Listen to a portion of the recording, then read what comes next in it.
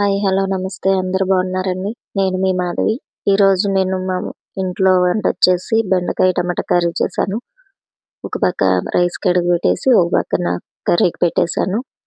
Oil వేడి చేసుకొని, జీలకర్ర, ఆవాలు వేసేసుకొని, పచ్చిమిర్చి, ఉల్లిపాయలు వేసేసుకొని బాగా ఏగనివ్వాలి.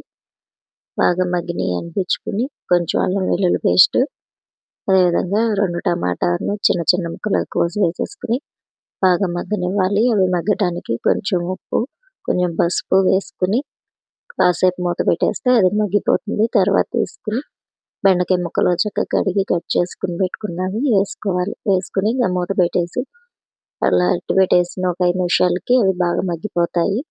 అలా మగ్గిపోయిన దాంట్లో ఉప్పు, కొంచెం కారం సరిపడా అన్నీ వేసుకొని చక్కగా తిప్పుకొని మూత పెట్టేసుకుంటే సరిపోతుంది. 5 నిమిషాల పాటు మగ్గనివ్వాలి. అలా మగ్గిన తర్వాత చింతపండు తీసుకొని దాన్ని నీళ్ళలో నానబెట్టుకొని పులుసులాగా చేసుకొని 5 నిమిషాలు అలా మగ్గనిచ్చిన తర్వాత చింతపండు పులుసు కూడా పోసేసుకోవాలి. ఒక 10 నిమిషాల పాటు సిమ్‌లో పెట్టి చక్కగా ఉడకనివ్వాలి.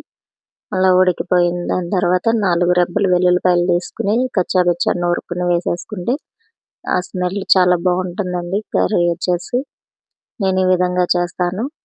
పెట్టిన రైస్ కూడా అయిపోయింది. కర్రీ కూడా అయిపోయింది. మా పాపకి, మా వారికి క్యారేజీ పెట్టేసి నేను కూడా క్యారేజీ పెట్టుకొని బయలుదేరిపోయామండి. ఈ కర్రీ మీకు నచ్చితే సబ్స్క్రైబ్ చేసుకోండి. Thank you all.